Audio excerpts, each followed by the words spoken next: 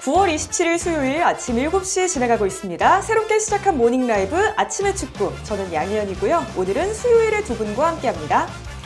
안녕하세요. 수요일 숫자 쓰고 있는 김수빈입니다. 네. 좀 뭐라고 해야 돼요? 난 월화수목 다 나오는데. 예. 주사에 일하니까 이제 주사철 씨. 주사철 씨. 예. 예, 안녕하세요. 주사철입니다. 예. 네. 주사철, 주사연, 네. 수요일. 수수빈. 저희 뭐 추석 연휴에 하냐고 여쭤보시는 분 계신데 저희 내일까지는 하고 월요일, 화요일은 안 한대요. 예. 이분들에게도 이제 빨간 날에는 쉬는 게 보장이 되어 있습니다. 근데 이제 내일부터 제가 알기로는 빨간 원래 내일부터가 연휴예요. 금요일이 추석이고 근데 맞아. 내일은 원래는 이제 쉬는 날이 될 뻔했습니다만은 저희는 쉬지 않으니까 만약에 진짜 여러분들이 출근을 하신다면 아침에 축구랑 함께 출근을 내일도 하실 수가 있습니다. 그럼 저희 첫 번째 주제로 넘어가 볼까요? 네. 자, 그럼 저희 먼저 첫 번째 주제입니다. 현재 프리미어리그에서 부상자가 가장 많은 팀은 저희가 이렇게 타이틀을 골라왔는데요. 이거 데일리메일 보도에 따라서 부상자 명단이 정리했고요. 혹시나 부상자 명단과 실제 명단과 약간의 차이가 있을 수도 있다는 점 감안해 주시면 좋겠습니다. 자, 가장 부상이 많은 팀 첼시입니다. 현재 9명인데 저희가 지난번에 11명이 부상자라고 말씀을 드렸어요. 그때에 비하면 좀 줄었네요. 아무래도 A매치 기간에 사실 카이세도가 다쳤다가 이번에는 그냥 빌라전에 출전을 했죠. 그래서 카이세도 선수가 복귀를 했고 그랬기 때문에 2명 정도의 지금 변화가 좀 있는 게 아닌가 싶은데 근데 그래도 9명이면 진짜 많은 숫자인 거는 맞습니다. 부상자 명단 함께 살펴보시면 베티넬리, 포파나, 바디아슐, 제임스, 라비아, 찰로바, 은쿤쿠, 추쿠에 메카, 마두에케 이렇게 9명입니다. 현재 순위 14위예요. 네, 뭐 성적도 좋지 못합니다. 일단은 뭐 가장 큰 이유는 뭐 포체티노 감독의 저는 고집이라는 생각도 듭니다만은 요 정도 부상이면은 포체티노 감독 입장에서도 할 말이 좀 많은 상황이 될 것 같긴 해요. 수비진들은 지난 시즌과 마찬가지로 올 시즌도 좀 부상자가 많고 포파나는 장기 결장이 예상이 되고 은쿤쿠 선수도 공격에서 좀 힘이 되어야 되는데 일단은 연말에 복귀를 하기 때문에 정식으로 프리미어리그에서는 아직 확인이 되지 못하는 상황이고요. 참 막아 꼈다라는 얘기를 안 할 수가 없을 것 같습니다. 왜냐하면 지난 시즌도 부상자가 수비 쪽에 굉장히 많았기 때문이죠. 맞아요. 지난 시즌부터 사실 이렇게 첼시는 이렇게 부상자가 많을까 팬들도 되게 답답한 마음이 컸을 텐데 근데 이제 그 얘기는 좀 하고 싶거든요. 과연 부상이 전부냐? 부진의 모든 책임이 다 부상에 있느냐? 그러지는 않죠. 멤버가 많이 빠진 건 맞는데 그래도 남아있는 선수들의 면면에 보면 이보다는 잘해야 되거든요.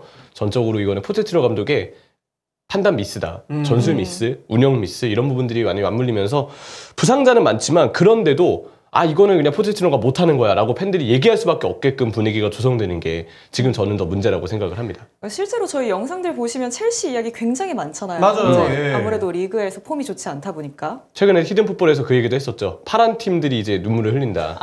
수원 선수 블루잉즈도 수원도 있고. 그렇고 예. 뭐 이제 첼시도 그렇고 월요일날 이제 그 주제이기도 했었는데 예. 첼시가 참 힘든 시간을 겪고 있습니다. 지난 시즌 너무나도 아쉬운 그 순위를 기록했는데 올 시즌도 출발이 그렇게 좋지 않고 사실 원래 첼시는 트로피를 시즌마다 들었던 팀이어서 정말 우승을 많이 했고 늘 성공을 위해서 따라다니고 저도 이제 가끔가다 그 얘기를 했었지만 내가 선수였다면 첼시는 되게 매력적이었을 것 같다. 왜냐면 항상 우승을 해주는 팀이니까 그런 생각을 누구나 갖게 하게 했던 팀인데 좀 최근 두 시즌은 너무 차이가 많은 행보를 보여서 팬들도 되게 답답한 마음이 크지 않을까 생각합니다. 네, 현재 이렇게 아쉬운 상황인 첼시였습니다. 저희 다음으로 두 번째로 부상 많은 팀은 맨체스터 유나이티드 8명입니다. 명단 보시면 리산드로 맥과이어, 완 비사카, 루크쇼, 말라시아, 마운트, 마이누, 디알로 8명도 사실 상당히 많죠. 사실 여기도 첼시 못지않게 막아 꼈다라고 해야 되고요. 일단은 수비수들 부상이 굉장히 많습니다. 그러다 보니까 지난 버니와의 경기에서는 조니 에반스가 선발로 출전하는 모습이 있었고 그 경기 승리하긴 했습니다만은 왼쪽 풀백 부상자가 지금 많잖아요. 루크쇼도 있고 말라시아도 있고 레길론은 급하게 데려왔는데 레길론 선수도 이날 경기에서 햄스트링 쪽을 굉장히 좀 불편하면서 나갔어요. 그 이후에 부상 리포트가 좀 나오지 않아가지고 저도 확실하게 판단을 못했는데 오늘 리그컵 경기에서도 그 자리에 암라바트 선수가 그냥 풀백으로 들어가서 좀 안쪽으로 들어오는 움직임을 보여줬거든요. 암라바트 선수가 잘해주긴 했습니다만은 만약에 급하게 데려온 레길론 선수도 부상이다라는 게 밝혀진다면 또 햄스트링 쪽은 굉장히 좀 짧게 뭐 빠지기보다는 길어질 가능성도 있어서 이 부분도 좀 맨유 팬들 입장에서는 걱정을 많이 하지 않을까 싶어요. 맨체스터 유나이티드도 약간 저는 그 생각이 드는데 막아 낀 시즌이다. 뭔가 뭐 이런 거 있잖아요. 팀 입장에서 뭔가 관리를 해주고 예방을 해주려고 해도 이렇게까지 뭔가 불운하다고? 약간 그런 소식들이 계속 들려오고 있는 게 지금 맨체스터 유나이티드니까 부상자들 면면을 봐도 또 그 부상자들이 나왔던 타이밍만 봐도 또 심지어는 왼쪽 측면 수비에 너무 많은 풀백 부상들이 다 집중이 또 됐거든요. 그런 것만 보더라도 아 이거는 좀 정상적인 상황이 아니다. 굉장히 이제 힘든 어느 팀에게나 오는 이건 위기다라고 말하는 그런 되게 불운한 위기가 지금 맨체스터 유나이티드에게 찾아왔다는 생각이 들더라고요. 팀에서 관리해주기 힘든 이 불운, 래시포드가 벌리전 이후에 교통사고 소식이 또 있었잖아요. 네. 부상은 없는 건가요? 뭐 당장은 부상까지 이어지지는 않았다라고 저도 알고 있습니다만, 진짜 다행이죠. 근데 예, 이게 부상뿐만 아니라 교통사고까지 이렇게 쭉쭉 이어지고, 뭐 혹은 사생활 아니면 뭐 불화 때문에 빠져 있는 선수들도 있다 보니까 이거는 정말 막아꼈다라는 말 말고는 크게 이거를 해석을 어떻게 해야 될지 좀 어렵긴 해요, 상황이. 그게 정말 불운한 거죠. 왜냐면 예. 그 진짜 번리전 끝나고 난 다음에 그 교통사고 얘기까지 들었을 때 아마 맨체스터 유나이티드 팬분들도 지금 무슨 일인가 싶었을 거예요. 정말 어떤 천재지변이 일어나도 어떻게 바로 경기 이후에 이제 좀 이겼다 싶으니까 갑자기 또 교통사고까지 나냐고요. 물론 그게 이제 정말 선수의 부상으로 이어지지 않은 게 정말 다행인 일인 건 맞지만, 근데 약간 그 어쨌든 사고가 났다는 거에 대한 일종의 찜찜함, 그런 부분들이 있으니까 정말 올 시즌 좀 쉽지 않다, 안 풀린다. 부상 이외에도 뭐 산초나 이제 안토니처럼 예. 별개의 이유로 또 지금 못 나오는 선수들까지 또 같은 포지션에 겹쳤거든요. 이건 진짜 불운하다고밖에 전 얘기할 수 없는 것 같습니다. 저희 산초의 이야기는 두 번째 주제에서 조금 더 집중적으로 한번 살펴보고요. 네. 세 번째로 부상이 많은 팀은 셰필드입니다. 똑같이 8명이에요. 사실 셰필드 유나이티드가 이제 강팀은 아니다 보니까 많은 분들이 여기는 왜 이렇게 좀 못하나, 왜 이렇게 좀 승리를 거두는데 어려워하나, 뭐 왜 아직 생각을 첫 하실 것 승이 같은데. 없지? 이런 생각하면서. 지금 네. 리그 최하위인데 이 팀이 지금 8명 부상인데, 저는 개인적으로는 왼쪽 윙백 볼 수 있는 메너스본이랑 맥스로우가 함께 빠진 거, 그리고 이제 오른쪽 윙백 볼 수 있는 발둑이 빠진 게 좀 크다라고 생각이 들어요. 메너스본이랑 맥스로우는 뭐 주전 윙백 자리 두고 번갈아 출전하는 선수들이고, 발둑 같은 경우는 그냥 주전 윙백이 이 선수가 있어야 돼요. 그리고 철광왕이라 뭐 챔피언십 때부터 쭉 이 선수는 그 자리를 늘 지켰던 선수인데 올 시즌만 지금 종아리 부상 2번 빠져 있거든요. 형철이가 뭐 저보다 축구 전문가니까 더 잘 알겠습니다만은, 최하위 팀에서 수비력이 좀 필요한 상황에서 5백을 두는데 윙백 2명이 모두 빠져 있다? 이러면 사실 경기력을 좋게 끌어올리기가 좀 어려워요. 주전급이 진짜 말씀해주신 것처럼 다 빠졌죠. 예. 그게 어떻게 보면 안타까운 상황이기도 한데, 그 이름이 되게 귀여운 보글이라는 선수가 요즘에 또 셰필드 측면 수비수로 토트넘전에 뛰기도 했었거든요. 예, 보글입니다, 이름이. 어쨌든 이 선수들 여기에 이제 공격에서 뭐 브루스터나 플렉처럼 그동안 셰필드의 어떤 코어를 이루었던 선수들까지 많이 빠지고 하는 거를 봐서는 이 팀도 그냥 단순히 승격 팀들이 올 시즌 좀 부진하긴 하거든요. 번리 못하죠. 셰필드 못하죠. 이렇게 좀 루턴타운 못하죠. 네, 그렇죠. 확실히 프리미어리그 팀하고 이번 승격 팀들하고 뭔가 좀 차이가 크다. 약간 전력상의 그런 느낌이 들긴 하는데, 안 그래도 힘든 판에 지금 부상자까지 나오니까 아무래도 셰필드는 더 초반에 난이도가 좀 크다라고 봐야 될 것 같습니다. 그 외에 여담이지만 그 보글보글이라고 게임 아세요? 알죠? 왜 초록색 공룡이 그 구슬 이렇게 던져가지고 펑펑 보글보글. 보글보글이 생각이 나네요? 있었고, 그리고 잘 모르겠는데 버블 뭐 이런 것도 있지 않았나요? 버블버블도 있나? 제가 버블버블? 보글보글을 잘못 기억하는 건가요? 보글보글이 맞아요. 아, 그래요? 예예예예. 번호 아니면 뭐예요? 버블버블이군요. 버블버블이야? 그래, 버블은 제가 뭐야? 비슷한 게 있었어요. 그래요. 버블이라는 말도 있고 보노 모르겠네요. 보노, 뭐 이런 것도 있고. 뭐가 맞는 거지? 갑자기 헷갈린다. 예. 네, 아무튼 뭐 그런 게 있었다. 이거 논쟁거리야, 네, 이거. 실제로 저희가 어제 이제 꽃카세에서 꼭 보시라고 짚어드린 경기 중에 하나가 또 네. 셰필드가 0대8로 대패를 했었죠. 맞아요. 이런 것들이 이제 좀 이렇게 여파가 잘 느껴진 거라고 봐야 되지 않을까 싶네요. 그 버블보블이 맞대요. 그래요? 게임명은 버블보블이래요. 예. 무슨 자, 네. 그래서 네 번째 팀으로 넘어가겠습니다. 네 번째로 부상이 많은 팀 토트넘입니다. 7명 부상인데 팀은 현재 4위 자리를 지키고 있어요. 예. 뭐 화이트먼, 세세뇽, 벤탄쿠르, 로셀소, 페리시치, 존스, 브라이언이 이렇게 빠져 있는데, 벤탄쿠르는 곧 복귀를 한다고 하고, 맞아요. 페리시치는 뭐 이미 알려졌습니다만, 십자인데. 예. 그리고 뭐 메디슨 선수 결과도 조금 보긴 해야 되는데, 그래도 좀 다행이라고 해야 될지, 일단 성적은 괜찮게 잘 나오고 있고, 저는 이 팀에서 부상자 넣으면 제일 안 되는 곳이 센터백이라고 생각을 하는데, 센터백 부상은 아직 없다 보니까 그래도 좋은 성적이 유지되고는 있는데, 이게 뇌관처럼 한쪽에서 부상자가 딱 나오면, 특히나 토트넘 같은 경우는 주전에 대한 의존도가 굉장히 높기 때문에 한 선수 주전급에서 부상 나오면 쭉쭉 좀 여파가 좀 오면서 부상이 계속해서 나올 가능성이 있는데 지금까지는 그렇지 않아서 다행이다. 이렇게 좀 덧붙이고 싶습니다. 아무래도 부상자들이 아까 이름을 쭉 얘기했을 때도 그렇지만 주전들은 아니에요, 사실. 어떻게 보면 그게 다행인 점이라고 좀 볼 수 있을 것 같고, 또 하나는 그래도 어쨌든 팀 스쿼드에 이 선수들 빠진 거는 되게 영향이 좀 있긴 하거든요. 당장 초반에 슈퍼조커 역할을 했던 페리시치가 빠졌고, 지금 뭐 로셀소 같은 경우도 사실 프리시즌 때 괜찮았기 때문에 만약에 뛸 수 있었으면은 또 역시 조커로서 좀 요긴하게 쓸 수 있었을 것 같거든요.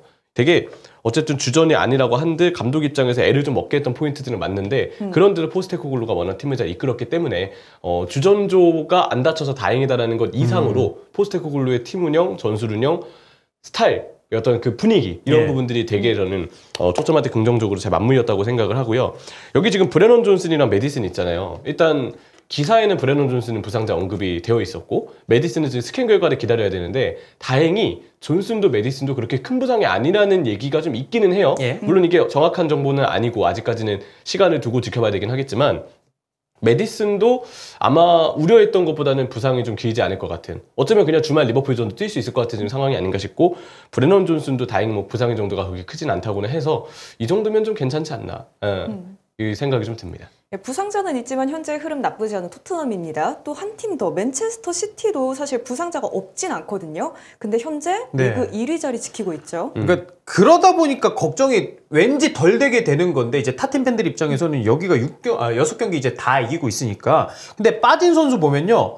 스톤스, 베르나르도 실바, 더브라이너 정말 핵심 중에 핵심이고 코바치치도 분명 역할이 좀 준주전이라고 봐야죠. 막중한 선수인데 이렇게 좀 빠져 있습니다. 주전조라고 당연히 봐야 되는 선수들임에도 불구하고 맨체스터 시티가 잘 나가는 이유? 저는 뭐 펩 가르디올라의 대단한 전략 전술도 있다고 생각합니다만은 주전 선수들의 정말 이 엄청난 능력. 훌리안 알바레즈. 지난 시즌은 이제 주전과 혹은 이제 서브 쪽에서 힘을 많이 냈는데 이 선수 그냥 주전으로 갖다 두니까 너무 잘해주고 있잖아요. 그러니까 이 팀은 다른 팀과 비교했을 때 개개인의 기량이 한 수나 두 수 위 정도 되는 것 같아요. 확실히 저도 그 생각이 드는데 진짜 왜 맨체스터 시티가 강한지를 증명하는 게 아닌가.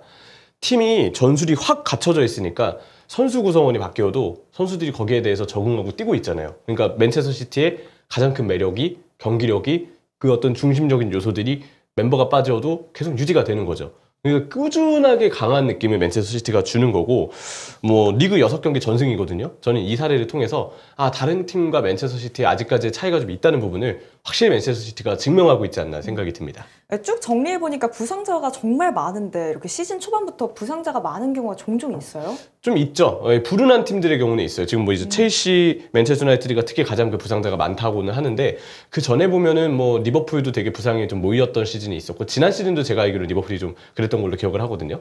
그러니까 팀들마다 그냥 그런 막아낀 팀들이 있어요. 근데 그런 팀들이 그 시기를 잘 견디고 나면 꼭 중반기 후반기 됐을 때 고생한 만큼 빛을 보게 되는 순간이 오더라고요. 그래서 결국 최종 순위는 초반에 부진이 있었음에도 그 팀이 결국 괜찮게 회복하는 경우들이 있는데, 지금의 첼시와 맨체스터 유나이티드가 힘든 시간을 겪고 있지만 이 시련을 잘 견디고 나면 그만큼 강해져서 꼭 돌아와 주기를 다시 한번 바라겠습니다. 네, 이렇게 프리미어리그에서 부상자가 많은 팀들 한번 짚어봤고요. 다음 주제로 넘어가겠습니다. 산초 설득하는 팀 동료들, 산초는 테나흐에게 사과할까? 이런 타이틀인데, 그 맨체스터 유나이티드의 00년생 저희 산초 선수가 그 SNS로 사실 감독을 저격했다는 얘기를 저희가 지난번 아침에 축구에서 한 적이 있잖아요. 그렇죠. 네.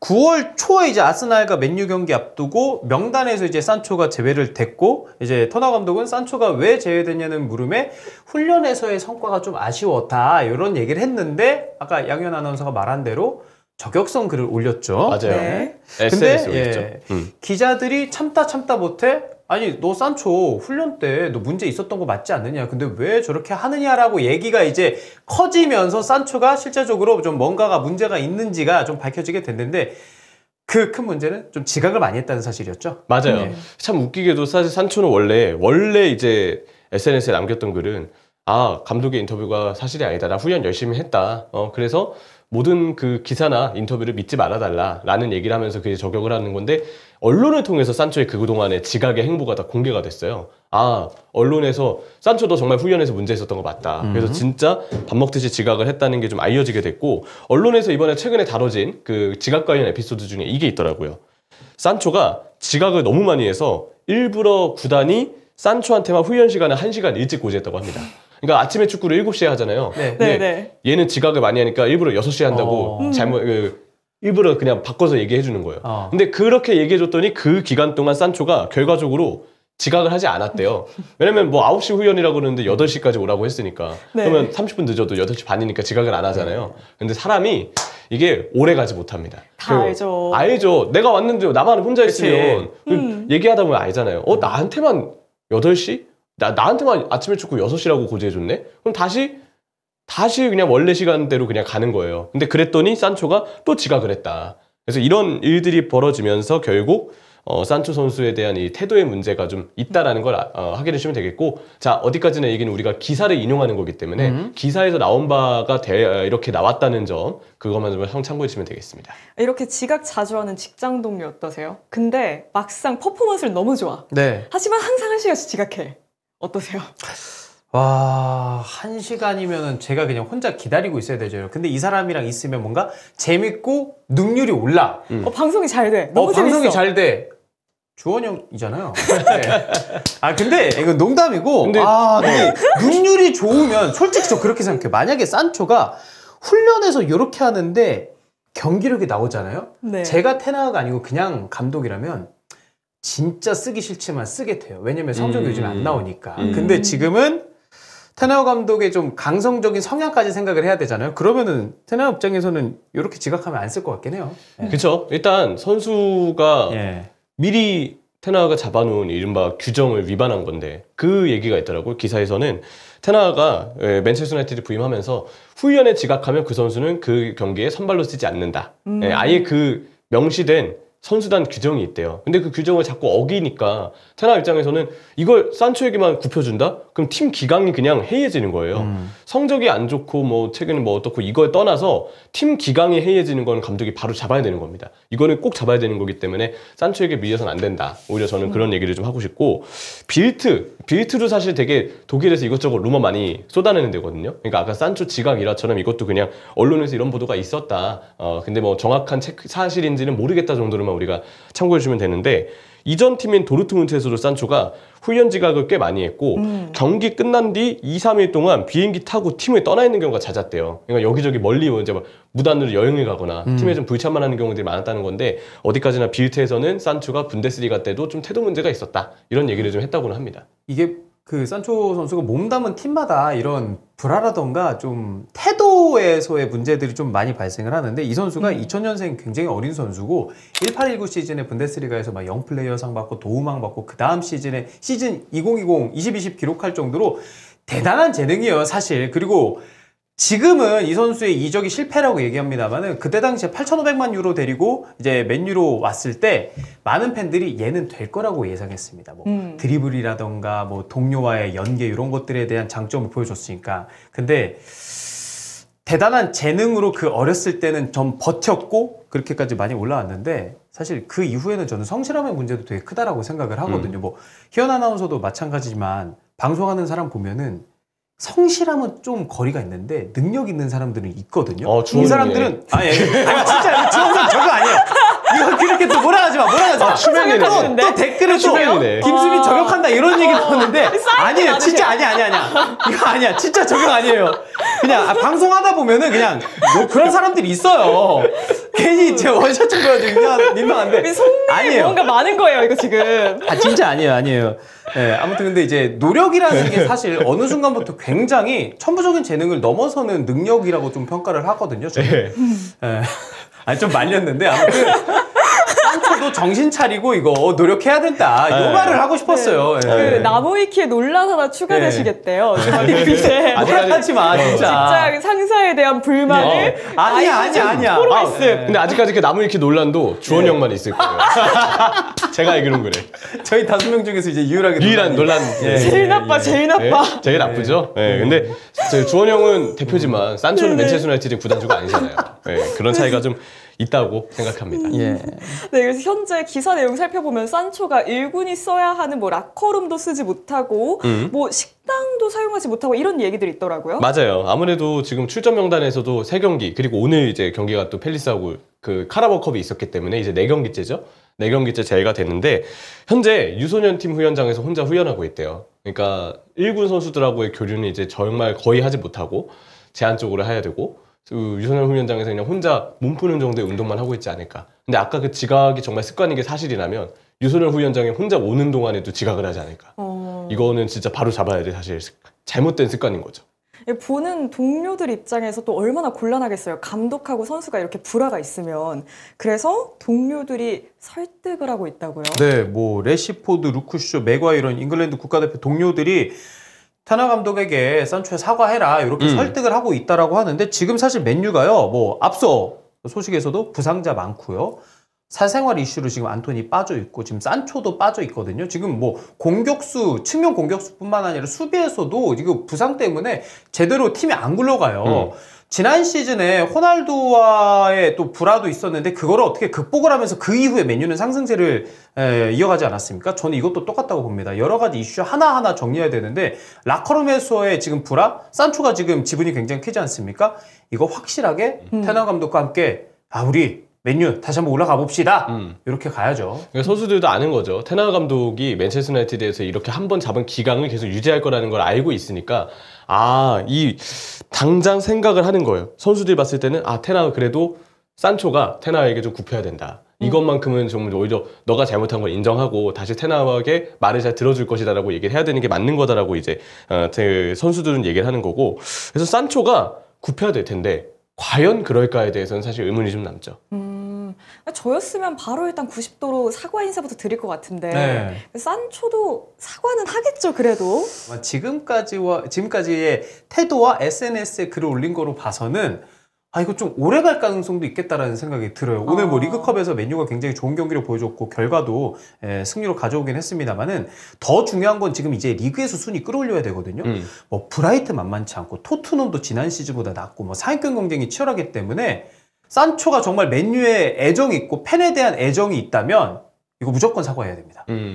저는 이제 그렇게 생각을 하는데 이전에도 이제 테나와 뭐 호날두의 어떤 갈등도 있었고 했지만 저는 이럴 때 그래도 리더의 편을 들어주는 편이거든요. 그리고 구단도 이럴 때 선수 편을 잘못 들었다가는 감독이 만약에 바뀌었을 때 새 감독이 와도 구단이 한번 선수의 측을 선수 편을 들어준 사례가 있기 때문에 감독이 바뀌어도 기존의 문제점이 그대로 이어질 가능성이 커요. 그래서 이거의 싹을 끊으려면 선수단 기강, 팀 분위기, 질서 이거를 다시 맨체스터 유나이티드가 정말 맨유답게 잡으려면 여기서는 저는 오히려 감독의 편을 들어주는 게 좀 맞다고 보거든요. 오히려 산초가 실제로 이런 내부적으로 잘못을 했던 게 그동안 정말 사실이었다고 한다면 또 하나는 테나가 산초가 그때 월드컵 엔트리에서 아예 탈락하고 멘탈적으로 되게 상처가 많이 받아서 운동할 수 있는 상태가 아니라고 그때 막 정신적으로 힘들어할 때 테나가 따로 후연할 수 있는 개인적으로 시간을 가질 수 있는 시간까지 주면서 배려를 해줬어요. 폐관 수련 시켰죠. 맞아요. 네. 기다려준 거예요. 그거는. 맞아요. 어떻게 보면은 산초를 그만큼 테나는 믿어주고 기다려준 건데 거기에 대해서 산초도 이제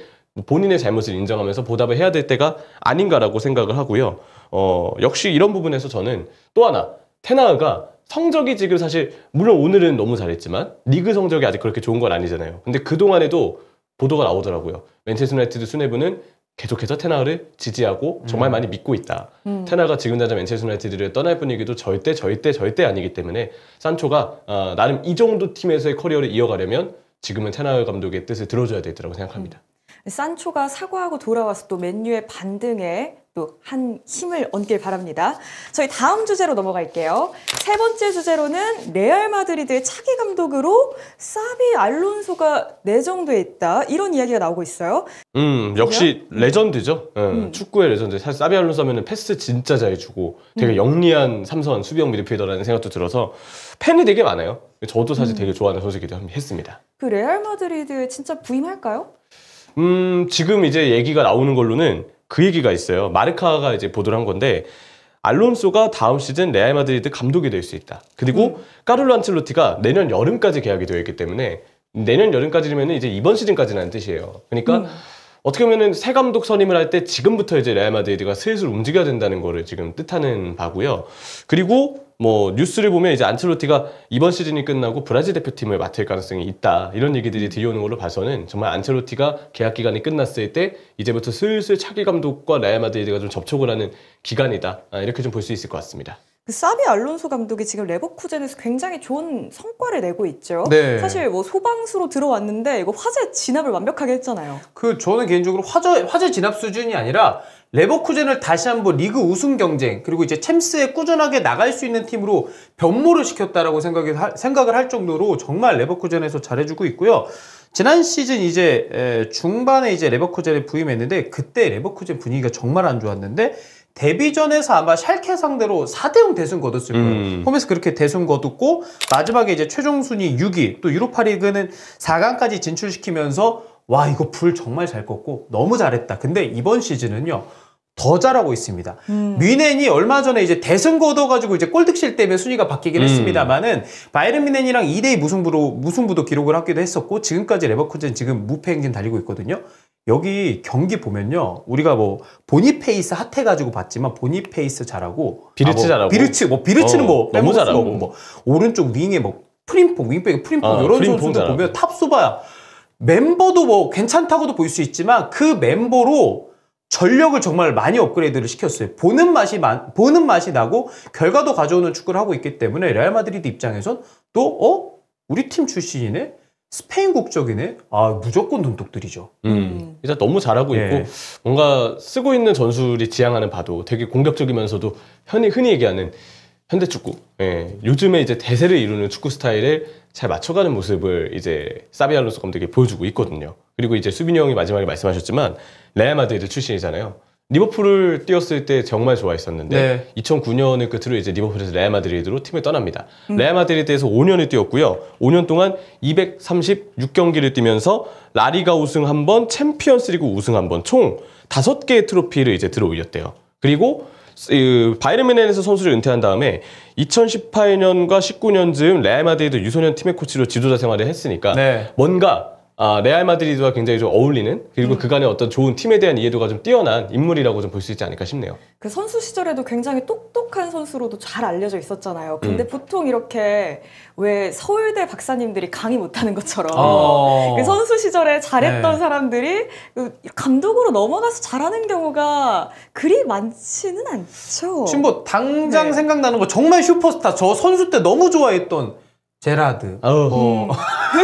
아니 한숨을 바르시네요. 아니, 예. 제라드가 먼저 나올 줄은 몰랐는데. 예, 뭐 제라드나 뭐 램파드, 뭐 피를로, 뭐 이렇게 뭐 당장 생각나는 슈퍼스타 중에서 감독으로는 아쉬운 분들이 좀 있는 것 같은데. 자, 댓글 어디까지나 멈춰. 댓글 멈춰. 채팅창만 얘기할게요. 네. 어느 분께서 클린스만을 얘기하셔서. 멈춰. 네, 슈퍼스타죠. 사실 발롱도르 그렇다 2위에다 정도. 예, 대단한 선수였는데. 예. 또 한 명 있죠. 앙리. 네. 근데 예. 왜 되게 궁금하지 않아요? 왜 유명 스타가 그렇게 감독을 힘들어하는지? 그건 것 같아요. 내가 했을 때 너무 쉬우니까 야 축구공 그냥 차면 들어가는 거야 할 것 같은 느낌? 이거 근데 근데 이게 정확하게 꿰뚫고 왜냐면 오신 거예요. 그 통찰력이 대단하시죠. 이게 썰인지 실제인지 모르겠는데 AS 모나코에서 앙리가 그래. 야 이거 이렇게 하면 되는데 너 왜 이걸 못해? 해봐. 요런 썰이 있어요. 맞아요. 진짜. 심지어는 그게 제일 유명한 썰이잖아요. 예. 공 이렇게 가지고 있으면서 앙리 감독이 선수들한테 야 내 공 뺏어봐. 근데 앙리 공 뺏는 거는 옛날 프리미어리그 수비수들이 못해가지고 그 네루랄 수비수들을 앙리한테 다 뚫려봤는데 그 앙리가 지금 어린 모나코 자원들 데리고 야 내 공 뺏어봐라고 했다잖아요. 모나코인지 벨기인지 정확하게 기억이 안 나지만 그런 거 보면은 진짜 스타는 좀 쉽지 않다. 예전에 이제 슈틸리케 감독이 요한 크루이프 영상 틀어주면서 경기 우선 비디오 미팅을 했다고 하더라고요. 우리 국대 감독님들 많이 나오시네. 그러네요, 하필. 예, 아무튼 그런 것처럼 유명 스타가 감독이 좀 힘든 경우는 사실 꽤 있는 게 그 축구를 막론하고 그냥 모든 스포츠에서 좀 있는 얘기긴 합니다. 그래서 레알 마드리드가 감독 선임하는 데 있어서 뭐 안첼로티나 지단은 챔피언스리그 트로피를 들어올리긴 했습니다만은 은근 잔혹사가 중간중간 있었어요. 감독 대행 체제도 있었고. 근데 지단처럼 우리 팀 출신인데 감독으로서도 대성공했네? 그러면은 사비 알론소가 그 다음이 되지 않을까? 왜냐면 지금 행보가 굉장히 젊은 감독이고 어떻게 본다면은 빅리그에서 제대로 보여준 거는 지난 시즌이고 그리고 이제 이번 시즌도 이어지고 있는 상황이라 짧아요. 근데 요 정도면 저는 이거 눈독을 안 들일 수가 없을 것 같아요. 예. 현재 레알 마드리드의 감독인 안첼로티도 기자회견에서 엄청 칭찬을 했대요. 나는 알론소를 지도했었고 그는 레버쿠젠에서 훌륭한 일을 하고 있다. 알론소는 경기를 이해하는 능력이 매우 좋아 훌륭한 감독이다. 언젠가 알론소 외에도 라울 곤살레스, 알바로 아르벨로아 등이 레알 마드리드 감독이 됐으면 한다. 그러니까 뭔가 스승에게도 인정을 받은 그런 제자네요. 사실 라울 곤살레스는 이런 감독 링크 때 계속 좀 이름을 언급은 됐죠. 오르긴 했습니다만은 지금은 이제 사비 알론소 쪽으로 많이 선회가 된 것 같고 그거로 만약에 이제 레알 마드리드 가면 그게 재밌어지죠.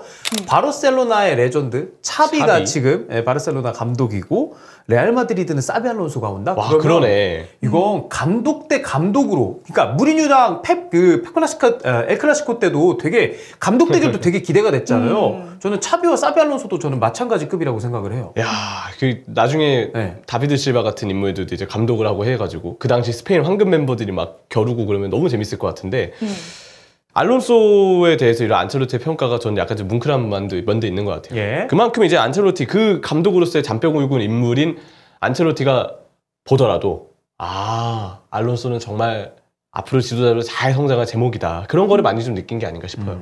그 레버쿠젠 입장에서는 새 감독 선임된 이후로 팀이 상승가도 달리고 있는데 보내주기 싫을 것 같은데요? 저 같아도 레버쿠젠 입장에서는 안 보내고 싶을 것 같은데 이거는 좀 정보가 있어요. 스카이 독일 기자인 말론 이브라이서에 따르면요. 레알 마드리드의 제의를 받았을 때 레버쿠젠은 어떤 방해도 하지 않을 것이다. 타구단 이적을 무조건 받는 조항이 있는 건 아닌데 제안을 받았을 때 논의해 볼 수 있는 신사적인 합의, 뭐 구두 합의 정도는 있다라고 해요. 그러다 보니까 이렇게 링크가 지금부터 나고 이야기가 좀 오고 가는 것 같은데 기왕이면 시즌 딱 끝나고 안첼로티도 이제 계약 만료되고 그때 이제 새로운 시즌과 함께 들어가는 게 사비 알론소 입장에서도 레알에서 좀 오랜 기간 감독으로 좋은 모습 보여주기 위해서라면은 또 위쪽에서도 납득을 하고 팬들도 기다려줄 수 있다라면은 시즌 딱 끝나고 됐으면 좋겠습니다. 저도 좀 그렇게 봐요. 그리고 그럴 것 같아요. 아마 레알 마드리드도 뭐 지금은 일단 알론소에게 혹시 이렇게 해서 나중에 올 수 있냐라고 의사는 좀 물어볼 수 있겠지만 협상이나 전체적인 오피셜의 발표는 아마 시즌이 끝났을 때 진행이 되지 않을까 싶고 또 그게 가장 평화로운 방법이죠. 왜냐면 여전히 알론소 감독이 감독직을 쉬고 있는 게 아니고 레버쿠젠을 이끌면서 계속 바이에른 뮌헨에서의 선두 경쟁을 하고 있는 상황이잖아요. 한창 본인이 할 수 있는 역할, 해야 되는 역할이 있는 상황이기 때문에 아마 알론소도 레알 마드리드도 알고 있을 겁니다. 시즌 중보다는 시즌이 끝났을 때 이런 상황에 다 논의의 결정이 나는 게 낫다는 부분을. 근데 그동안에 아마 수많은 보도들이 있을 거고요. 그래서 어쨌든 알론소 감독이 부디 레버쿠젠에서의 시즌에 잘 집중해주고 혹시 떠나더라도 한 시즌에 아주 좋은 결과를 내줬으면 하는 바람입니다. 시즌을 잘 마무리하고 또 아름답게 마무리를 지었으면 좋겠습니다. 저희 네 번째 주제입니다. 바르셀로나 비르츠 노린다. 그런데 가비를 판다고? 이게 현재 비르츠 선수를 바르셀로나에서 영입하려는 그런 움직임이 보이고 있나 봐요. 일단 비르츠에 대해서 뭐 많은 분들이 이미 다 아실 것 같습니다만은 레버쿠젠에서 뛰고 있는 이미 에이스라고 볼 수 있는 선수고 2003년생이에요. 그래서 이제 분데스리가에서 뭐 무시알라, 벨링엄, 그리고 이제 비르츠 이렇게 신성이다 대단하다라고 했는데 사실 이 선수가 큰 부상이 한 번 있기도 했었습니다만 그것을 극복하고 올 시즌도 아주 잘해주고 있는 선수고 바이에웃이 지금은 없다고 알려져가지고요. 영입하려면 그럼 이적료를 많이 줘야 된다고 하는데 독일 매체의 예상 이적료는 일단 나오는 거는 1억 유로, 이제 1,400억 정도라고 합니다. 그런데 사실 지금 있는 가비도 너무 좋은 선수잖아요. 가비를 팔고 산다는 게 팬들 입장에선 이 선택에 되게 의아해할 것 같은데요. 솔직히 어이가 없죠. 소설을 쓰더라도 좀 현실적인 얘기로 써라 라는 생각이 들고 또 하나는 그런데도 불구하고 이 매체가 이 TV3 그리고 문도 데포르티보 스페인 쪽의 매체들, 카탈루냐 쪽의 매체들이 이 보도를 했어요. 그래서 국내에서도 이 기사가 이 정보가 이제 기사를 통해서 인용이 되고 지금 이제 얘기가 좀 나왔는데 다들 알 겁니다. 야, 출처가 출처지만 가비를 판다고 바르셀로나가 말도 안 돼. 근데 현실적으로 그 지금 당장의 판매가 꼭 가비가 아니더라도 누군가의 판매가 아니라고 한다면 그놈의 그 라리가 샐러리 캡 때문에 맞아요. 예, 라리가 팀들이 수익을 아무리 많이 벌어들여도 그 수익을 온전히 쓸 수 있는 게 아닙니다. 그 라리가 샐러리 캡이라는 내부 규정에 걸려서 수익 내에서도 일정 부지분만 쓸 수 있거든요. 그래서 지금 바르셀로나가 사실 지금 선수 판매를 더 하지 않으면 비르츠 정도의 뭐 1,400억 원 정도나 드는 선수를 데려오기에는 사실 여유가 없는 거는 맞아요. 그건 맞는데 근데 그러다 보니까 이 아마 기자분들도 야 그러면 이 금액을 어쨌든 바르셀로나가 비르츠를 좀 관심 있게 보고 원한다고 한다면 가비 팔지 않겠어? 그러면서 자연스럽게 그 언론끼리 가비 판대 이런 식으로 좀 와전이 된 게 아닌가. 비르츠는 정말 달라요. 이 선수가 뭐 무시할라랑 비슷한 위치에서 뛸 수 있는 좀 성향이 다른 게 비르츠는 공 잡고 있을 때 진짜 번뜩이는 패스가 번뜩이는 수준이 아니라 그냥 경기를 지배하는 느낌을 많이 줍니다. 그만큼 잘하는 선수라서 뭐 가비와 비르츠의 실력을 당장 비교하진 않겠습니다만 두 선수 모두 아주 대단한 선수고 이만큼의 이적률을 갖고 있고 바르셀로나가 아니라 어느 팀이든 이 금액이 있다면 누구든 사고 싶은 선수는 맞아요. 맞아요. 일단 뭐 비르츠도 가비도 다 좋은 선수는 맞습니다. 근데 비르츠는 진짜 봤을 때 야, 남다르다. 왜냐면 그 바이에른 뮌헨에서 지금 이제 김민재 선수의 동료 무시알라도 되게 잘한다는 인상을 많이 주고 실제로 잘하는 선수가 맞는데 굳이 봤을 때 그 무시알라보다도 비르츠가 좀 더 기대를 받는다는 느낌을 받았을 때가 많았어요. 그러다가 이제 부상이 아무래도 좀 아쉽게도 비르츠에게 순간 중요했던 타이밍에 발목을 잡긴 했었는데 이 비르츠 선수 제 생각에는 창의적인 미드필더를 필요로 하는 팀들에게는 앞으로도 정말 많이 관심을 받을 수 있는 선수고 채팅창에 궁금해하시는 분이 계셨는데 비르츠가 보다는 가비가 더 어리기는 합니다. 살 어려요. 맞아요. 비르츠가 03년생, 가비가 04년생. 한 살 더 어린 거는 맞아요. 가비 선수가. 그럼 언론은 왜 그 수많은 선수들 중에서 굳이 가비를 콕 집어서 가비 팔고 비르츠 산다라고 얘기했을까요? 일단 아까 말씀드렸던 라리가 샐러리 캡. 라리가 샐러리 캡이라는 거는 뭐 대부분의 이제 스포츠들이 다 샐러리 캡을 도입했을 때 그렇지만 샐러리 캡의 뜻은 쓸 수 있는 돈에 좀 제한을 둔다. 쉽게 표현하면 딱 그런 정도라고 보시면 되고 그걸 하는 목적은 재정의 정상화를 위함이거든요. 근데 좀 필요 이상으로 라리가가 그 샐러리 캡이라는 규정에 엄격한 분위기가 좀 있어요. 그래서 오히려 바르셀로나 같은 팀들은 수익이 있는데도 불구하고 쓸 수 있는 돈이 제한이 걸리니까 오히려 피해를 보는 거죠. 근데 그런 상황이다 보니까 결국 지금 상황에서 선수를 보강하기 위해서는 어느 선수가 되었건 누군가는 팔아야 된다라는 게 당연히 지금 입을 모아서 얘기가 나오는 부분인데 아마 지금 당장 비르츠 정도를 한 번에 지를 수 있을 정도의 돈을 만들어줄 선수는 가비다. 언론에서 봤을 때 그만큼 좀 가비가 시장 가치가 좀 크고 좋은 선수다라는 걸 느낀 것 같고 또 한편으로는 페드리 선수도 바르셀로나에 굉장히 좋은 선수거든요. 근데 페드리도 약간 왼쪽 제향적이고 가비도 굳이 따지면 좀 왼쪽 제향적이어서 군데군데 좀 동선이 겹친다라는 느낌을 줄 때가 있긴 했었어요. 근데 이걸 이제 전술을 통해서 사실 조정해주는 게 차비 감독의 역할인데 종종 그게 좀 아쉬울 때가 있었죠. 근데 각설하고 어쨌든 아마 페드리하고 이 가비가 약간 겹치는 부분 때문에 오히려 좀 더 공존하기에는 가비보다는 비르츠가 더 낫지 않겠느냐. 그렇게 그냥 단순하게 생각하시고 글을 쓴 게 아닌가 싶어요. 근데 제 생각은 전술로도 충분히 잡아줄 수 있는 문제인데 그리고 뭐 요즘에 가비 폼 보세요. 얼마나 잘하는데 이게 지금 동선 문제로 단순히 가비를 팔아야 된다고 정리한 문제입니까? 저는 그건 아니라고 봐서 정말 어이가 없는 보도다. 그 얘기를 좀 하고 싶네요. 그래서 저는 개인적으로 비르츠는 아직도 바이에른 뮌헨이 가장 가까운 팀이 아닌가. 만약에 이적을 한다면 제일 좋은 건 역시 레버쿠젠에 남는 거고 그걸 좀 높게 보고 싶긴 하지만 현실적으로 바이에른 뮌헨이 비르츠 선수를 되게 좀 관심 있어 한다는 얘기들이 많거든요. 같은 리그 내이기도 하고 독일에서의 엄청난 재능이기도 하기 때문에 바이에른 뮌헨은 무시할 일은 없다고 봐야 될 것 같아요. 계속 관심을 가질 거고 언젠가는 비드를 할 거라고 보고 그때 아마 비르츠 입장에서도 다른 구단보다도 바이에른 뮌헨이 좀 더 메리트가 있지 않을까 그런 생각이 들어서 현실적으로는 그래도 비르츠 선수는 바이에른 뮌헨에게 가장 좀 가까운 타겟이다. 저는 그렇게 좀 일단 정리를 하고 싶고 마지막으로 가비는 다른 걸 떠나서 이 선수를 팬들이 아끼는 이유는 정말 분명합니다. 정말 열심히 뛰고 철강왕이고 전 개인적으로 이렇게 그라운드에서 물론 좀 약간 다혈질적이라고 얘기하실 수도 있지만 전 개인적으로 그런 면이 더 좋거든요.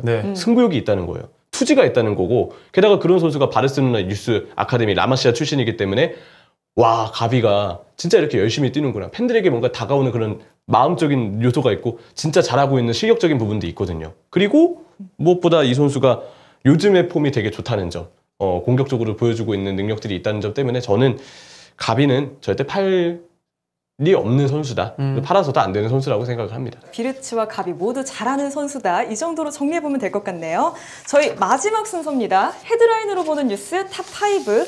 이건 저희가 대본을 항상 새벽에 작성하기 때문에 현재 시각에 걸려있는 헤드라인의 순위와는 다소 차이가 있을 수 있다는 점 참고해 주시면 좋겠고요. 먼저 첫 번째 헤드라인입니다. 토트넘 희망이 3주 만에 와르르. 최악의 영입은 변하지 않았다. 은돔벨레 선수의 이야기죠. 예, 참 토트넘 입장에서는 여전히 이 선수가 클럽 레코드거든요. 네. 아, 정리를 하고 싶을 것 같은데 쉽지 않을 것 같습니다. 이적 시장 말미에 이제 그래도 이제 은돔벨레를 튀르키예로 보냈는데 임대로 보냈고 갈라타사라이로 갔는데 지금 3경기 교체 출전했고 지금 출전 시간도 조금씩 줄어들고 있어요. 그래서 이번에도 은돔벨레의 가치를 잠깐이나마 이제 속여서 올린 다음에 팔아야 되는 시기인데, 그 시기가 이번에도 안 올 것 같습니다. 무엇보다 이 표현이 좀 와닿더라고요. 예. 기사에 나와 있는 표현인데, 이런 얘기가 있었대요. 튀르키예 기사 쪽에서. 네. 경기를 거듭할수록 상태가 나빠지고 있다. 도대체 뭘 하는지 모르겠다. 영양사를 불러서 컨디션을 확인해야 할 정도다. 아니, 너무 강도가 높은 비판이라는 생각이 드는데 근데 하필 이게 또 은돔벨레여서 예. 진짜 그런 모습을 보여주긴 했었나? 이거보다 더 강도 높은 비판이 좀 필요하지 않을까.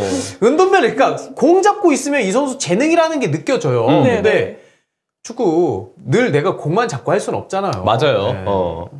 그 계약 기간 얼마나 남았죠? 토트넘과의 계약 기간. 토트넘과의 계약 기간이면요 2025년까지입니다. 그러니까 만약에 이번에 갈라타사라이에서 은돔벨레가 메리트를 못 느끼게 해주고 또 그러면 돌아온다면 내년 여름에는 또 은돔벨레 한 시즌 남았는데 이거 어떻게 정리해야 되냐 할 수밖에 없어요. 이미 포스테코글루 감독 그 계획에는 없는 선수라는 게 이미 드러났고 갈라타사라이스로 지금 좀 애매해 보이는데 돌아와서도 계약 기간이 토트넘에 아직 1년이 남아있다는 점 찜찜하죠. 네. 자, 저희 두 번째 헤드라인 보겠습니다. 드디어 쉬는 김민재. 최종 훈련 불참 그리고 원정 동행하지 않았다. 우선 쉬어서 다행이네요. 네, 사실 뭐 국가대표 경기 2경기도 모두 출전을 했고 더리우트와 우파메카노보다 대한민국 대표팀의 경기가 뭐 프랑스랑 네덜란드보다 더 타이트하게 있어가지고 당장 A매치 휴식 이후에 리그 경기도 안 나오지 않을까 싶었는데 바로 나왔어요. 그래서 이거 김민재 선수 지난 시즌 나폴리 때도 그렇고 이거 너무 많이 뛰는 거 아니고 나중에 좀 힘들어하는 거 아니야 라고 걱정을 했는데 이번 경기에서는 쉬었고 그러니까 오늘이죠.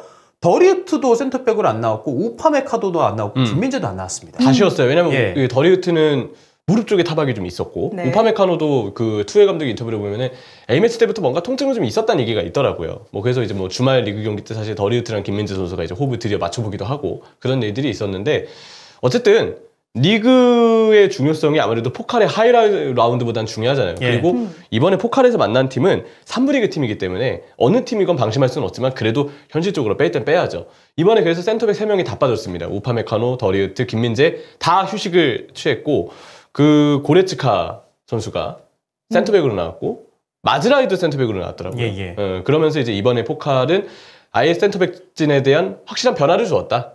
김민재 선수가 진짜 모처럼 쉬었다.